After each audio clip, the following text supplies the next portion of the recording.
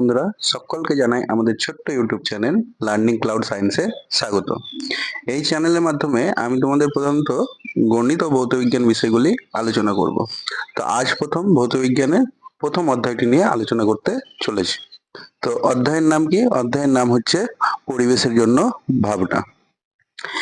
এই অধ্যায়ে প্রধান প্রধান যে বিষয়গুলি আলোচনা করতে হবে সেগুলো হচ্ছে বায়ুমণ্ডল, ওজোন স্তর, গ্রিন হাউস এফেক্ট, তার ফলাফল, কমানোর উপায় সেগুলি এবং বিভিন্ন প্রকার শক্তি, প্রকারভেদ ও তাদের ব্যবহার, এগুলো নিয়ে আমরা আজকে আলোচনা করব।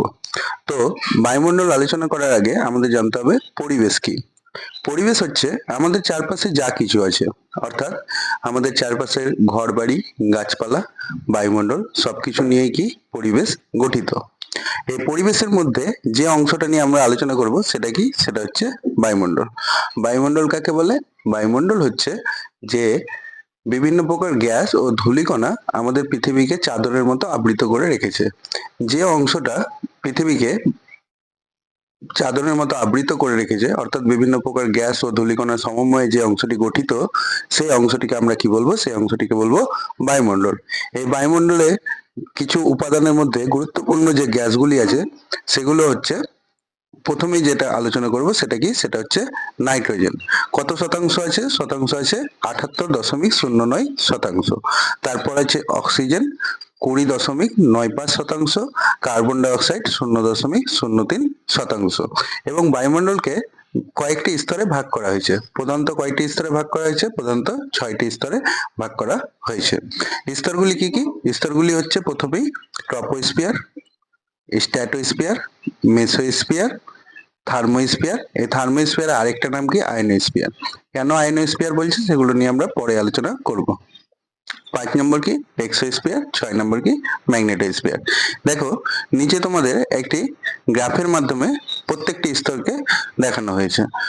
এই আমাদের পৃথিবী, এই পৃথিবীর পরে যে বায়ুমণ্ডল শুরু হচ্ছে তার প্রথম যে স্তরটি হচ্ছে সেটি হচ্ছে ট্রপোস্ফিয়ার, তারপর স্ট্র্যাটোস্ফিয়ার, মেসোস্ফিয়ার, থার্মোস্ফিয়ার, এক্সোস্ফিয়ার ও ম্যাগনেটোস্ফিয়ার। এই স্তরগুলি আমরা একে একে আলোচনা করব। প্রথমে যে স্তরটি আছে সেটা কি? সেটা হচ্ছে ট্রপোস্ফিয়ার। ট্রপোস্ফিয়ার পৃথিবীর সমুদ্রপৃষ্ঠ থেকে কত দূর থেকে কত দূর পর্যন্ত বিস্তৃত? প্রায় 16 থেকে 18 কিমি পর্যন্ত বিস্তৃত। এই ট্রপোস্ফিয়ার আরেকটা নাম কি? আরেকটা নাম হচ্ছে ক্ষুব্ধমণ্ডল। ক্ষুব্ধমণ্ডল কেন বলা হয়? ক্ষুব্ধ কথাটির অর্থ যেমন রাগী, তেমনি এই স্তরে ঝড়, বৃষ্টি, বজ্রপাত যত ধরনের প্রাকৃতিক দুর্যোগ হয়ে থাকে সবই বায়ুমণ্ডলে এই স্তরে হয়ে থাকে বলে এই স্তরটি আরেকটা নাম কি? এই স্তরটি আরেকটা নাম হচ্ছে ক্ষুব্ধমণ্ডল। এবার আমরা জানবো পজ। পজ কথাটির অর্থ কি? পজ হচ্ছে প্রত্যেকটা স্তরের, দেখো একটা মোটা অংশ আছে, প্রত্যেকটা স্তরের শেষের দিকে যেখানে শেষ হচ্ছে সেখানে একটা মোটা স্তর আছে যেখানে উষ্ণতার কোনো পরিবর্তন হয় না। তো প্রত্যেকটি বায়ু স্তরের শেষের অংশটিকে যেখানে উষ্ণতার কোনো পরিবর্তন হয় না তাকে কি বলবো? পজ। যেমন ট্রপোস্ফিয়ারের যদি শেষ অংশকে বলি ট্রপোপজ, স্ট্র্যাটোস্ফিয়ারের শেষ অংশকে বলি স্ট্র্যাটোপজ, মেসোস্ফিয়ারের শেষ অংশকে বলি মেসোপজ, থার্মোস্ফিয়ারের শেষ অংশকে যদি বলা হতো তাহলে থার্মোপজ, এক্সোস্ফিয়ারের শেষ অংশকে এক্সোপজ, ম্যাগনেটোস্ফিয়ারের শেষ অংশকে বলা হবে ম্যাগনেটোপজ। অর্থাৎ প্রত্যেকটা স্তরের নামের শেষে শুধু পজটা যোগ করে দিলেই সেটা আমরা পেয়ে যাব ওই স্তরের শেষের অংশ যেখানে উষ্ণতার কোনো পরিবর্তন হয় না। তো ট্রপোস্ফিয়ার সম্বন্ধে পুরো ধারণা তোমাদের ক্লিয়ার হলো যে এই স্তরটা কত দূর থেকে কত দূর পর্যন্ত বিস্তৃত? 16 থেকে 18 কিমি পর্যন্ত বিস্তৃত। এই স্তর আরেকটা নাম কি? ক্ষুব্ধমণ্ডল। কেন? কারণ এই স্তরে ঝড়, বৃষ্টি, বজ্রপাত হয়ে থাকে। আর কি জানলাম? ট্রপোপজ। ট্রপোপজ কি? ট্রপোস্ফিয়ারের শেষের যে অংশটা যেখানে উষ্ণতার কোনো পরিবর্তন হয় না তাকে কি বলবো আমরা? ট্রপোপজ বলবো। এরপর যেটা আলোচনা করব সেটা কি? সেটা হচ্ছে স্ট্র্যাটোস্ফিয়ার। তো ট্রপোস্ফিয়ারের পরবর্তী যে বায়ুমণ্ডল স্তর আছে তাকে কি বলবো? স্ট্র্যাটোস্ফিয়ার। এটা কত দূর থেকে কত দূর পর্যন্ত বিস্তৃত? এটা 16 থেকে 18 কিমি পর্যন্ত বিস্তৃত। এই স্তরে আরেকটা নাম কি? এই স্তরে আরেকটা নাম হচ্ছে শান্তমণ্ডল। শান্তমণ্ডল কেন বলছে বুঝতেই পারছো, কারণ এখানে কোনো ঝড়, বৃষ্টি, বজ্রপাত হয় না, যার জন্য একে কি বলা হয়? শান্তমণ্ডল বলা হয়। আর ঝড়, বৃষ্টি, বজ্রপাত হয় না বলে এখানে কি চলাচল করে? জেট প্লেন বা যাত্রীবাহী যেগুলো এরোপ্লেন থাকে সেগুলো এই স্তরের মধ্যে দিয়ে চলাচল করে। এই স্তরে আরেকটা গুরুত্বপূর্ণ বিষয় হচ্ছে এই স্তরে অবস্থিত হচ্ছে ওজোন স্ফিয়ার বা ওজোন স্তর, যার সংকেত কি? যার সংকেত হচ্ছে O3। এটাকে কেন এটি এত গুরুত্বপূর্ণ? কারণ একে আরেকটা নাম হচ্ছে সৌর পর্দা। কি আরেকটা নাম? আরেকটা নাম হচ্ছে সৌর পর্দা। কেন সৌর পর্দা বলা হচ্ছে? কারণ কি, সূর্য থেকে এক ধরনের ক্ষতিকারক অতিবেগুনি রশ্মি বা আল্ট্রাভায়োলেট রশ্মি নির্গত হয়, যা মানুষের স্বাস্থ্যের পক্ষে খুব ক্ষতিকর, গাছের সালোক সংশ্লেষের পক্ষেও ক্ষতিকর। এই অতিবেগুনি রশ্মিটাকে শোষণ করতে পারে ওজোন স্তর বলে একে কি বলা হয়? একে বলা হয় সৌর পর্দা।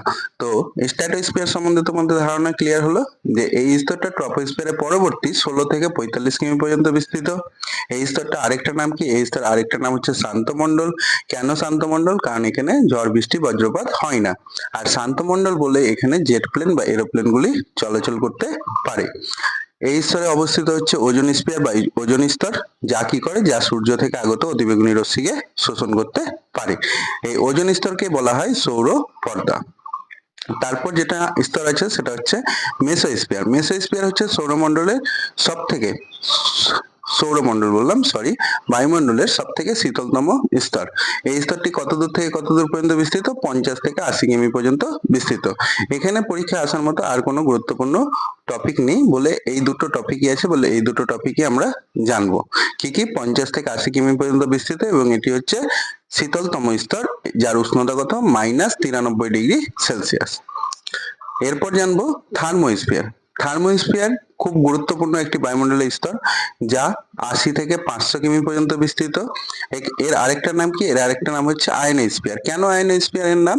কারণ সূর্য থেকে অতিবেগুনি রশ্মি বা মহাজাগতিক রশ্মি, আলফা রশ্মি, গামা রশ্মি, বিভিন্ন প্রকার রশ্মির সংঘর্ষের ফলে এখানে ধনাত্মক ও ঋণাত্মক আয়নের সৃষ্টি হয়। আয়ন কাকে বলে? আয়ন হচ্ছে যেসব পরমাণুর মধ্যে তড়িৎ থাকে, তড়িৎগ্রস্ত যে কোনো কণা, তাকে কি বলবো আমরা? তাকে বলবো আয়ন। তো এই স্তরে আয়নগুলি সৃষ্টি হয় বলে এই স্তরে আরেকটা নাম কি? এই স্তরে আরেকটা নাম হচ্ছে আয়নোস্ফিয়ার। এই স্তরে আয়নোস্ফিয়ার থাকার জন্য, মানে আয়ন উৎপন্ন হওয়ার জন্য, বিভিন্ন জাতীয় রশ্মি থাকার জন্য উষ্ণতা ধীরে ধীরে এই স্তর থেকে বৃদ্ধি পেতে থাকে। এতক্ষণ পর্যন্ত উষ্ণতা কমতে থাকবে, সেগুলো আমরা পরে আলোচনা করব কিভাবে কমছে, কত ডিগ্রি করে কমতে থাকছে। কিন্তু এই স্তর থেকে আবার কি হতে থাকে? এই স্তর থেকে ধীরে ধীরে বৃদ্ধি পেতে থাকে। এই স্তরেই যত রকমের স্যাটেলাইট বা উপগ্রহ আছে সেগুলো এই স্তরে অবস্থিত, যার ফলে আমরা বেতার তরঙ্গ এখানে প্রতিফলিত হয়ে ফিরে আসে, যার দরুন আমরা টেলিভিশন বা রেডিও শুনতে পাই। এই স্তরে মেরুজ্যোতি দেখা যায়। মেরুজ্যোতি জিনিসটা কি? মেরুজ্যোতি হচ্ছে যে আয়নগুলো উৎপন্ন হলো প্রোটন ও ইলেকট্রনের ফলে, সেগুলো উত্তেজিত হয়ে এক ধরনের আভা সৃষ্টি করে, যা কুমেরু ও সুমেরু অঞ্চলে দেখতে পাওয়া যায়। একে আমরা কি বলি? একে আমরা বলি মেরু জ্যোতি বা মৃদু আলোকরশ্মির যে একটা ঝলকানি দেখতে পাওয়া যায় তাকে কি বলা হয়? তাকে বলা হয় মেরু জ্যোতি। থার্মোস্ফিয়ার খুবই গুরুত্বপূর্ণ। এগুলো নিয়ে আমাদের বেশ কিছু জিনিস আলোচনা করতে হবে। সেটা কি? একটা হচ্ছে মেরুজ্যোতি। মেরুজ্যোতি কি? মেরুজ্যোতি হচ্ছে সুমেরু ও কুমেরু অঞ্চলে হালকা আলোকযুক্ত যে রশ্মিটা দেখতে পাওয়া যায় তাকে বলা হয় মেরু জ্যোতি। তারপর এই স্তরে বেতার তরঙ্গ প্রতিফলিত হয়, আর কি এই স্তরে আয়ন উৎপন্ন হয়, যার জন্য একে কি বলা হয়? আয়নোস্ফিয়ার বলা হয়। এরপরে যে স্তরটি আছে সেটা কি? সেটা হচ্ছে এক্সোস্ফিয়ার। এটা হচ্ছে বায়ুমণ্ডলের সব থেকে উষ্ণতম স্তর।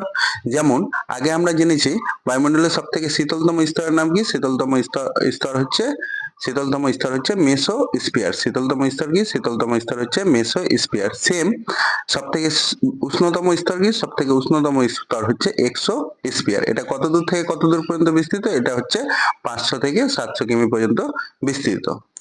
এক্সোস্ফিয়ারের পর যে স্তরটি এবং লাস্ট স্তর যেটা, সেটা নিয়ে আমরা আলোচনা করছি। সেই স্তরটার নাম কি? সেই স্তরটা হচ্ছে ম্যাগনেটোস্ফিয়ার। এটা কত দূর থেকে কত দূর পর্যন্ত বিস্তৃত? এটা প্রায় 750 থেকে 10,000 কিমি পর্যন্ত বিস্তৃত।